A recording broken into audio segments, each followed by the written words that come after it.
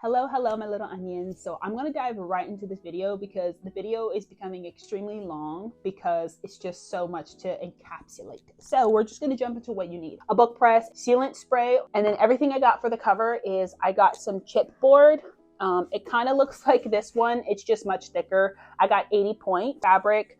I got red and green. For decorating my fabric, I got gold foil, and then I got a foil quill, or you can just glue it on however you see fit. And that's pretty much everything I got for the cover. For the actual book itself, I got matching ribbon for red and green because that's the book covers that we have.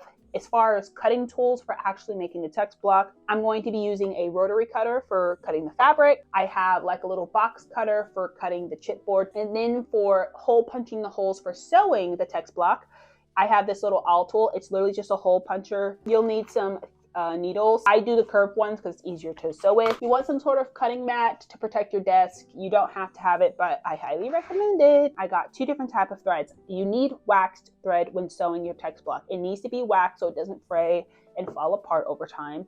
And then this is just for making the book ends. You'll need a glue brush because that's very important for putting the glue on. I mean, you can use any type of brush. I just got these cheap wooden ones, PVA glue. This is a pH neutral one so that it won't yellow over time. The last tool you'll need, I almost forgot, is some creasing tools. This came in a little set. So this is called a boning creasing tool. It's for when you fold the paper over, you can crease in and really set in your crease. And then this is good for like getting around curves or anything like that.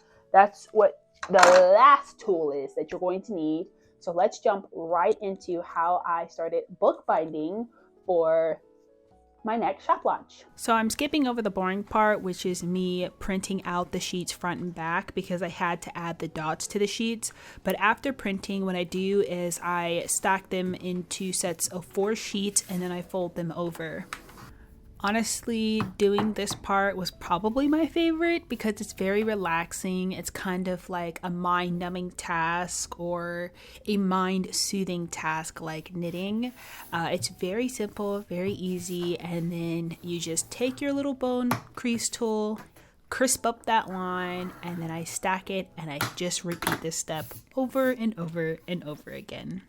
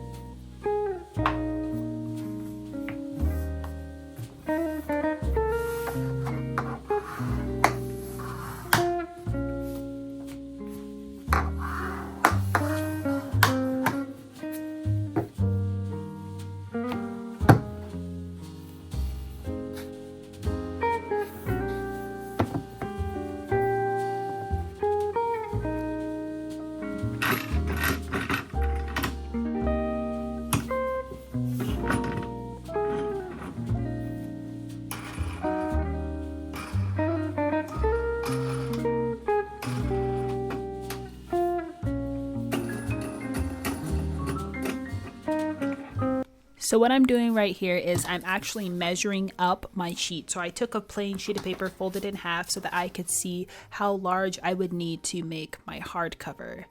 This piece of paper ended up being about 14 and a half centimeters by 21 and a half centimeters.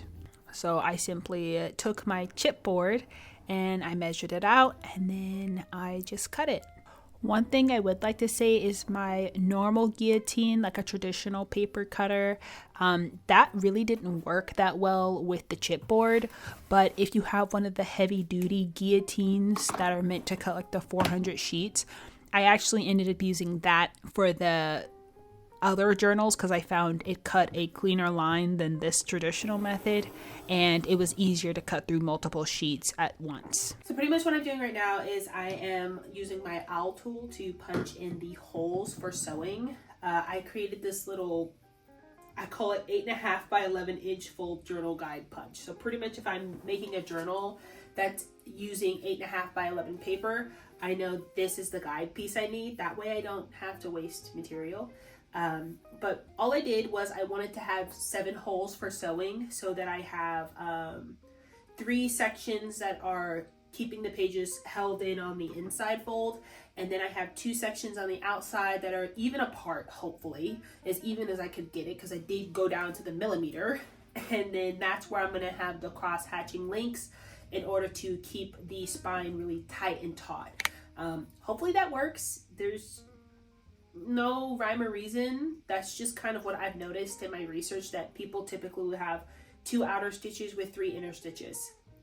And I've even seen some people do even more refined stitches, but I'm gonna keep it simple because I'm new at this and I want the books to turn out nice. I can't believe it, I'm making my own journals. It's kind of crazy.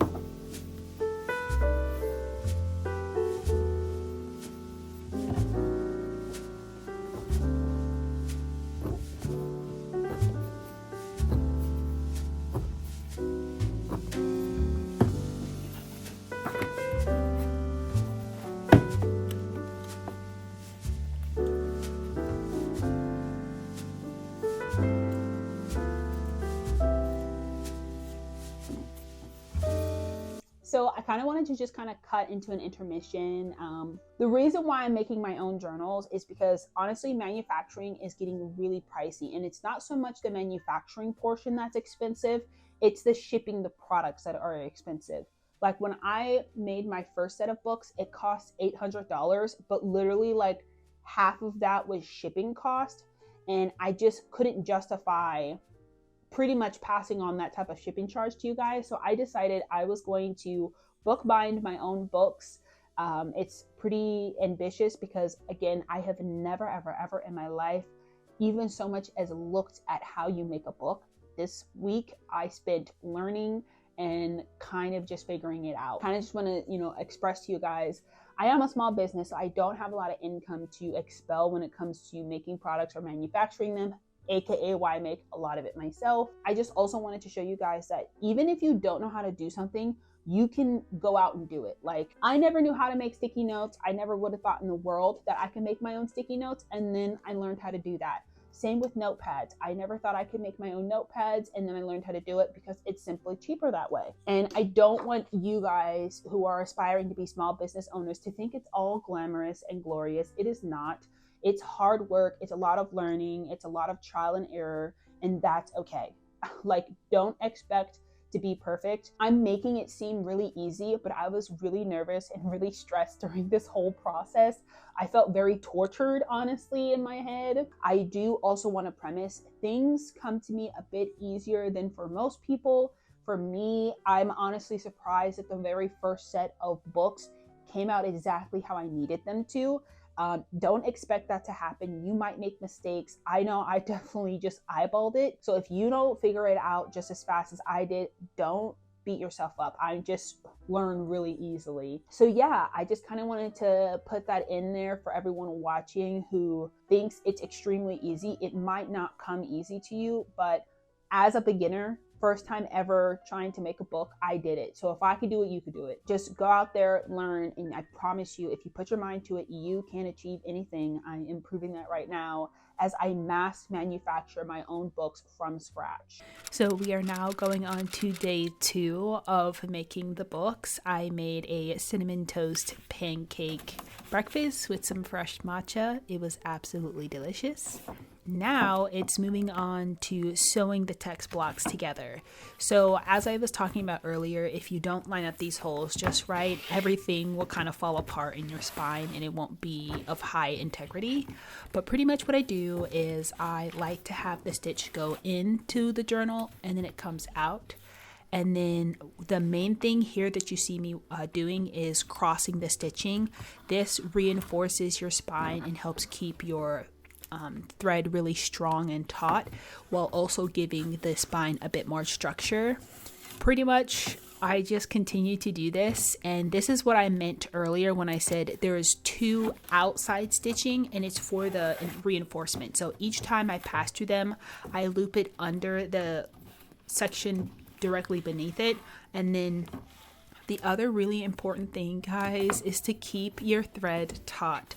One thing I recognized is with my very first journal, it was a little too flexible. Like, you don't want your spine to not move at all, but you don't want it to be excessively flexible, because then when you glue it down, the spine will literally remove itself from the glue. So you want to make sure that you keep it taut, not too tight, but tight enough to where it won't mess up. It's kind of complicated, but just make sure you're pulling each set of strings the same way.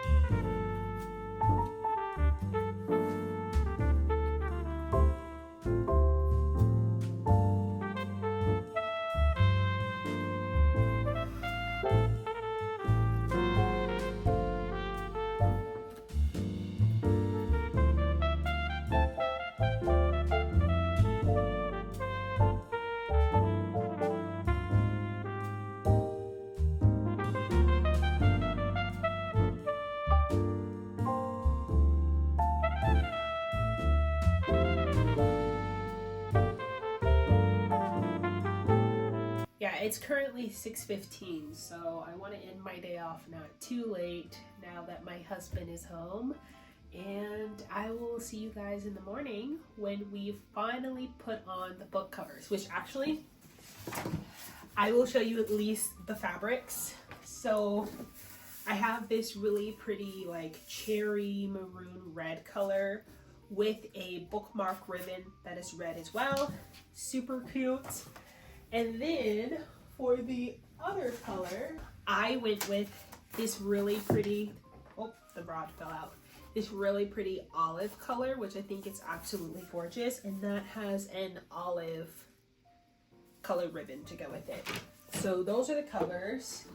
I will also say I did cut out the hardcover chipboards, so I'll let you know what I did. So of course I took my cutting board because I'm just keeping it simple. The text block itself is 14 centimeters wide in terms of width, and then it's 21.5 centimeters tall, and it's 2 centimeters thick. So I wanted to make sure that I added 1 centimeter to make half a centimeter hang on all of the sides. So I cut the hardcovers to be 15 centimeters by 22.5, and then these ones are 22.5 by 2.5 centimeters. The reason why I cut them that way is I also account for the 2 millimeter thickness for the board. So I made a 5 millimeter spacer to put between the boards. So like, you'll see it tomorrow when I set everything up, but that's also what I did tonight. And you can kind of see here, this is that sheet of paper for the text block size, folded over. When I put it up against the thing, you can see what the overhang will be, just for like a rough feel of how the book's gonna look once I put the hardcover on. So I'm really excited. I'm also extremely nervous. I have made sure to film both in horizontal and vertical, so everybody on Instagram or anybody who follows me on Instagram gets to see usually all of my projects first before I bring them to YouTube, because I film kind of on a whim there. But yeah, I'm gonna let this stuff dry and then I'm gonna go eat some dinner because I'm hungry. Here is what the text book is looking like. It's still drying, and I need to add the reinforcement to the spine with some cheesecloth. But this is what they're looking like. You can see a little bit of the board came up, but it doesn't really matter. None of this will be seen. But look at that! I have a text block made. It looks amazing. Good morning, good morning. So, as we can see, our books are fully dried and they look really well. I could have squared the second one a bit better, but I think it'll be okay. I need to trim off the excess. And then this is going to be the inside of the bookend paper. I think this is really pretty. There's kind of no room for error though. So I need to make sure that I fold over the fabric just enough so that this can fit in there. And then I did this really pretty green for the inside of this one. And again, there's really no room for error. So I have the end papers taped for like the book itself. We've got the spine set up for cutting the fabric, and that's all we have to do today. Is we have to make the hardcover, press in the book, and then it'll be done. Like, it's just it just itches this part of my brain when I get to create something for the very first time with no experience and it actually turned out okay. I absolutely love the dotted pages. I'm not gonna lie, I did not even consider making them with numbered pages because low-key that would just be so complicated when I have to like stack the signatures and sew them together, and trying to make sure that I stack them so the numbers line up right. I was just like, if you guys want your pages numbered, you can number them yourself, because that's just a bit too much for me. But look! I'm so excited. I'm sorry. I'm screaming in excitement, but we're going to jump into making this hardcover, and let's just pray this doesn't become really difficult. So what I'm doing here is I'm gluing the book ends. I just put some glue down, brush it out, stick the twine in, and then I fold it over on itself and crease the tool in so that the little piece of cotton twine is taut at the end. And while the book ends are drying, I'll start cutting out the cheesecloth for reinforcing the spine. It's pretty simple. I just cut out a little strip and then I make sure it's just under the length of the text block, and then it's time to glue it down. I like to lay a layer of glue down, a thin layer, and then tap the cheesecloth to it, and then I'll put another layer of glue over that and then dab that in. I just want to make sure that the spine doesn't come off of the cheesecloth, because then it defeats the purpose of reinforcing it. The next part that I do is I start gluing the cover while the spines are drying. So I like to try and maximize my time. The biggest thing I learned is you want a fairly thin layer of glue. I think here I put a bit too much, because if you don't, the book will start to kind of warp a little bit. So you'll have to press it flat again if you do put a bit too much glue. So once I stick the glued piece of chipboard onto the fabric, it's important that you flip it over and crease out any of the air bubbles. Otherwise, your cover will not look that nice. And then this is where the spacer comes in handy, is when I put the spine and then the other side of the cover. I use the spacer, I flip it over, and then I crease out all the air bubbles, and I repeat this step for each of the covers. Now that the spines are fairly dry, I'm going to measure out my ribbon. I like to have quite a bit of ribbon on the spine, so I go for about 2, maybe 3 inches down, and then I like to make sure that I put a nice helping serving of the glue. I'm very scared of it like becoming undone. And I purposely place the ribbon down first before I do the bookends because I want the bookend to also act as an extra glue barrier for the ribbon bookmark. That way, if it does get a little snagged or tugged a little too hard, it won't fall out. And then I just repeat the same thing where I glue the other bookend to the other side. Once I'm done with the gluing, it's time to trim off the excess fabric. I like to keep about like 1.5 centimeters of fabric for folding over, and then that's pretty much all I do. And then I cut the corners off, and yeah, I'll just kind of let you guys relax and enjoy watching me work.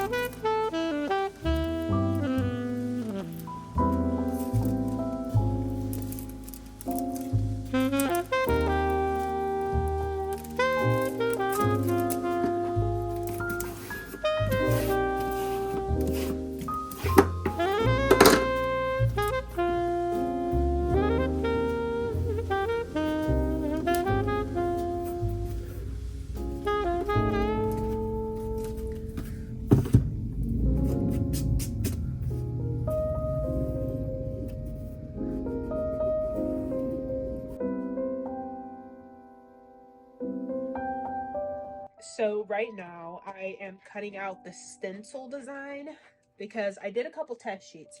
I tried using like laminated sticker paper. That did not work. It was making it all messy. So to make the stencils, I actually just took my lamination sheets and just laminated them with nothing in them. And hopefully that will be good. And then I can just like tape the stencil on and then glue. So the other thing that I did is, as you can see, the books are drying back there and they look amazing.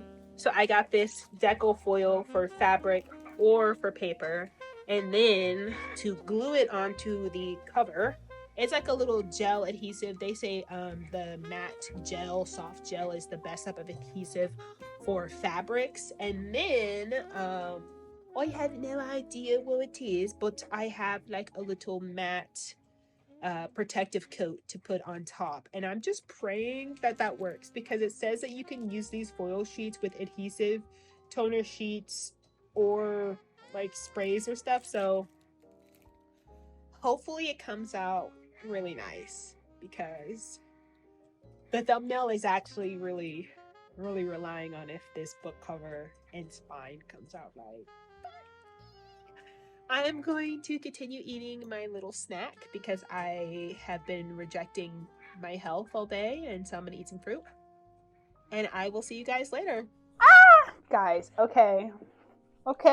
Now, ignore the cover. I was testing out different ways to glue the gold foil on, and I found that while I think this glue works really well, it's not very accurate, if that makes sense. As you can see here, I peeled it up and it didn't dry. I love that. So it really ruined this one. And then the back, I tried using Mod Podge, which I think it yielded the brightest result for the gold foil. It's not accurate at all. There's no way of perfecting the way it looks. So I don't think the Mod Podge would work either. Ignoring the ugly gold foil, the actual construction of the book is really beautiful. I love how the inside looks. Oh my god, just to think that I made this, like this really nice, professionally made book I made on my first attempt. So this is what it came out like. I think it's great. I think the only thing I don't like is the hangover is way too long. So I wanted to, make the cover a little smaller. I didn't quite accumulate that well. So let's move on to book number 2 that I made. So here I went with just the soft medium gel cover. And again, you can see it's not very accurate and some parts take a really long time to dry and then it doesn't stick well. So I don't think I'll be able to do the gold foiling that way. I definitely think it came out a lot better, but it's still not where I want it to be. But as you can tell, I trimmed off some of the cover. So now it sits a lot better. And then I just think the design looks really clean, really professional. And then this is the inside portion of this journal. The dots don't line up here. And it's really frustrating when you want everything to line up and it doesn't. On my next set of journals, I'm gonna try and figure out a better printing method because the only place that the dots line up are on the inside folds where it's one single sheet. But anytime it's 2 separate sheets, the dots just don't line up at all. And it's really frustrating to me. So let's move on to my second attempt at making these books with all of the mistakes I've made in mind to clarify and fix them. I am shook to my core at how nice these journals came out. So we've got 4 journals. Pretty much the only difference is I realized that the gold foil portion took a lot longer to perfect and figure out, and I'm just gonna have to charge more for the fancier cover. But I still wanted people to be able to afford it more. So I made a simpler cover, especially for the people who always ask for me not to make something super cartoony. I do listen to you guys, so I went with a more simple cover that is just very simple, but still cute. This is what we're comparing our professionalism to. Now, one thing I can say is the cover is beautiful. It's embossed, nothing I could ever do in my life. I don't have that ability to emboss stuff yet. The other thing that I think also is not really that necessary is this little band that keeps your journal closed. Like, it's cool and all, but it kind of ruins the cover. I did keep the bookmark, however, because I really like having that built in. Like, one thing I don't like, and you can tell, is here just how much glue is stuck between these pages is very annoying to me because it sits off-centered. But as far as the journal goes, same problem that I had with my first set is the dots don't always line up when it's not the same page.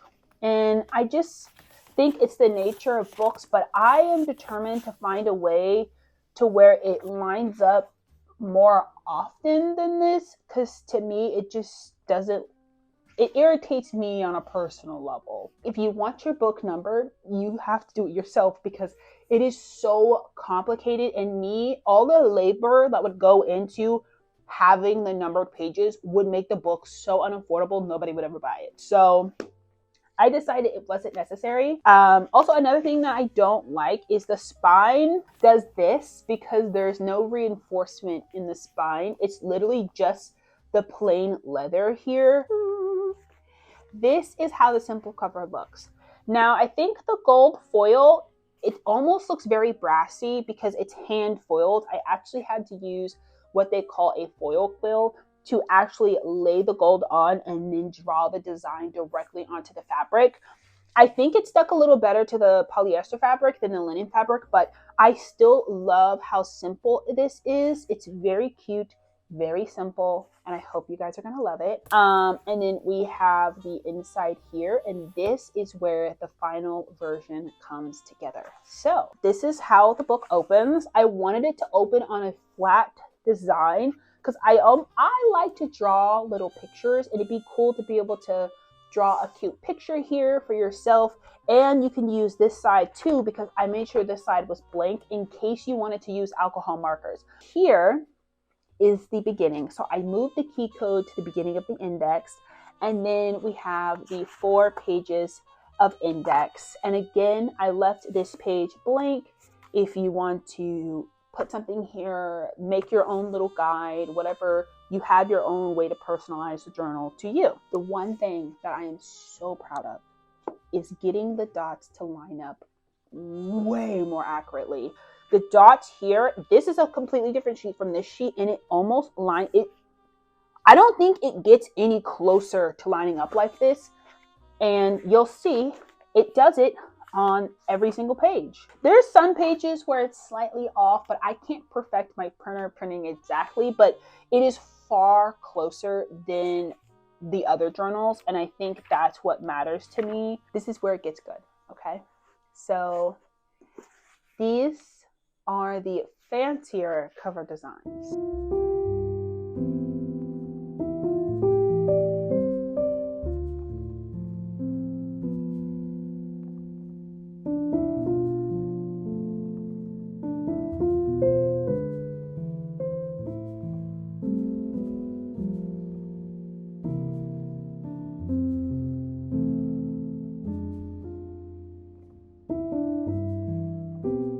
I'll just tell you guys now, I quit my job and I'm pursuing this full time now.